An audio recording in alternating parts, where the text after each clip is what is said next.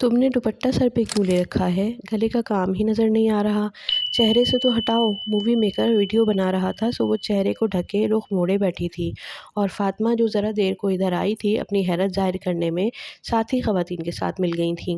نہیں ہٹا سکتی لیڈیز، میں اب نقاب کرتی ہوں، وہ رسان سے جواب دے رہی تھی، مگر پھر کیوں؟ اور یار فنکشن پہ تو خیر ہوتی ہے۔ خیر مجھ سے پوچھو کہ کتنا شر ہوتا ہے۔ وہ اب بددل ہو رہی تھی، حجاب سے نہیں لوگوں سے۔ یا اللہ، لوگ خاموش کیوں نہیں رہتے؟ اتنا کیوں سوال کرتے ہیں؟ سحرش، ثنا اور عزت کی بہنیں اب ڈانس کی تیاری کر رہی تھیں۔ انہیں کوئی نہیں ٹوک رہا تھا، سلیو لیس پہنے پھرتی کسی لڑکی کو کوئی نہیں ٹوک رہا تھا، مگر حجابی لڑکی کے سب کیوں پیچھے پڑ گئے تھے؟ کیا لوگوں نے سمجھ لیا ہے کہ وہ کہیں گے کہ ہم ایمان لائے اور وہ آزمائے نہ جائیں گے؟ وہ اپنے آنسو اندر ہی اتارتی رہی۔ لڑکیاں رقص کے لیے پوزیشن سنبھالے کھڑی تھیں۔ مووی میکر کا کیمرہ ریڈی تھا۔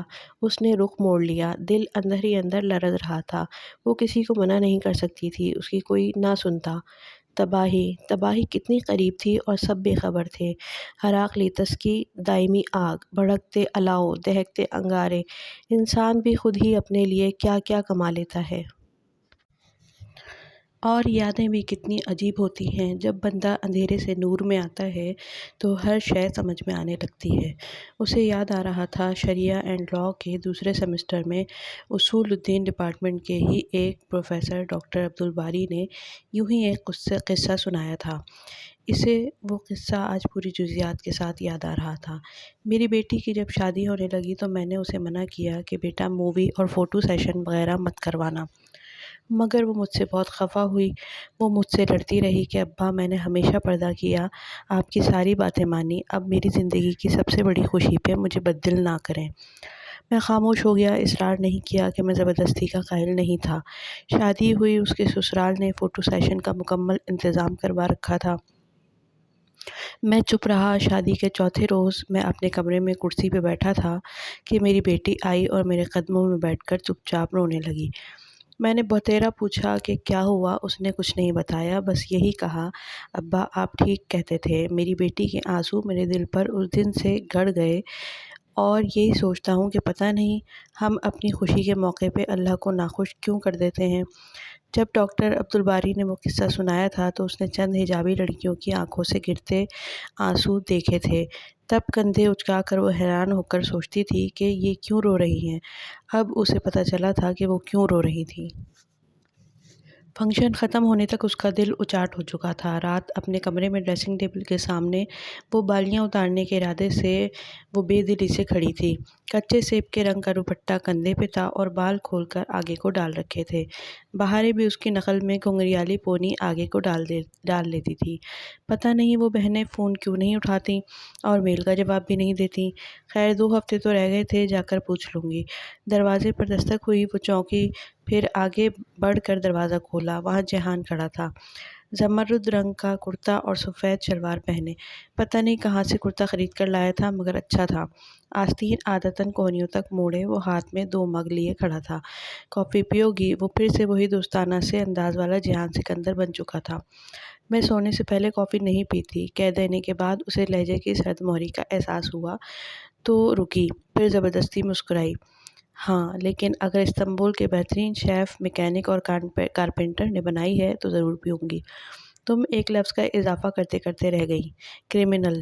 وہ مسکرایا تو حیا کی مسکراہٹ غائب ہو گئی۔ کیا مجھے اس لفظ کا استعمال کرنا چاہیے؟ ہم اس بارے میں بات کر سکتے ہیں۔ 2 ہفتے بعد اسے بالآخر اس کے متعلق بات کرنے کا خیال آ ہی گیا تھا۔ ٹھیک ہے، چھت پہ چلتے ہیں۔ اس نے کانوں سے بالیاں نہیں اتاریں جن میں موتی پروئے تھے، جہان کے موتی۔ وہ سچ نہیں بولتا تھا تو اس کے موتی کیسے نکل آئے؟ وہ ان 2 ہفتوں میں یہ سوچتی رہی تھی۔ نامحسوس طور پہ بھی وہ عبدالرحمن پاشا سے متفق تھی کہ وہ سچے موتی ہی تھے، مگر جہان کو تو یاد بھی نہیں ہوگا کہ وہ یہ موتی ہے۔ چھت پہ اندھیرا تھا، دور نیچے کالونی کی بتیاں جل رہی تھیں۔ وہ دونوں منڈیر کے ساتھ لگے جھولے پہ آ بیٹھے۔ ہلکا ہلکا ہلتا جھولا ان کے بیٹھنے سے بالکل تھم گیا۔ حیا نے کافی کا مگ لبوں سے لگایا۔ اچھی بنی ہے۔ آخر استنبول کے بہترین شیف، میکینک اور کارپینٹر نے بنائی ہے۔ اوہ، تم نے بھی کرمنل کا اضافہ نہیں کیا؟ کیونکہ میں کرمنل ہوں بھی نہیں۔ کیا تمہیں میرا اعتبار ہے؟ ہاں، اس نے سوچنے کا وقت بھی نہیں لیا۔ سامنے دیوار پہ ابا کے گملوں سے اوپر ان دونوں کے سائے گر رہے تھے۔ پودوں کی ٹہنیوں سے اوپر وہ عجیب سی ہیئت بنا رہے تھے۔ ٹھیک ہے، پھر تم بتاؤ کہ تم اس شخص کو کیسے جانتی ہو جو اس روز میرے ساتھ تھا؟ عبد الرحمن پاشا، امت اللہ حبیب پاشا کا بیٹا۔ اس نے آنے کا پورا نام لیا۔ وہ ذرا چونک کر اسے دیکھنے لگا۔ ہاں، تم کیسے؟ لمبی کہانی ہے، سنو گے؟ اس نے بے نیازی سے شانوں کو جنبش دے کر پوچھا۔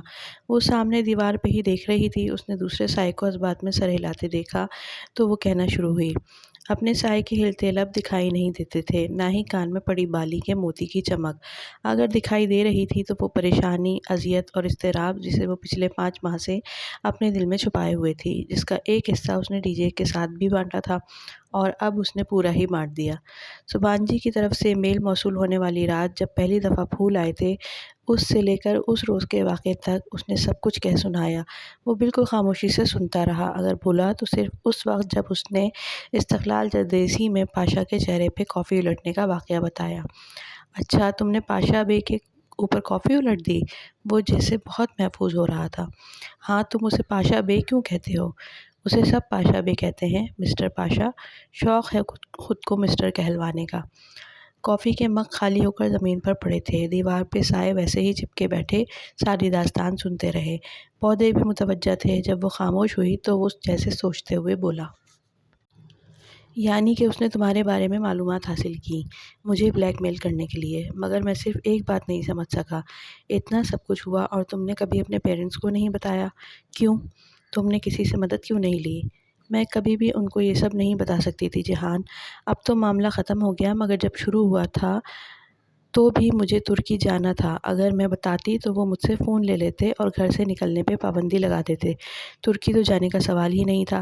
ویسے بھی میں جانتی تھی کہ جو میرے گھر کے اندر پھول رکھ سکتا ہے، میرے فون میں ٹریسر لگوا سکتا ہے، اس کے خلاف ابا بھی کچھ نہیں کر سکتے۔ اور اب ان کو بتانے کا مطلب تھا کہ تایا فرقان کو بھی بتا دینا، یعنی پورے خاندان میں تماشا۔ ابا تایا ابا کو بتائیں یہ نہیں ہو سکتا، اور اتنی بہادر تو میں تھی ہی نہیں کہ خود اپنے مسائل حل کر سکتی۔ کیا خیال ہے گرلز، پیرنٹس کو بتانا چاہیے یا نہیں؟ ایسا کوئی پرابلم ہو تو اپنا اپنا پوائنٹ آف ویو ضرور بتانا، ناول سے قطع نظر، کیونکہ ناول کی تو سٹوری ہی نہ بتانے کی وجہ سے ہے۔ سو تو ہے، اس نے سر ہلا کر اعتراف کیا۔ کیا تم واقعی جاننا چاہتی ہو کہ میں پاشا بے کو کیسے جانتا ہوں؟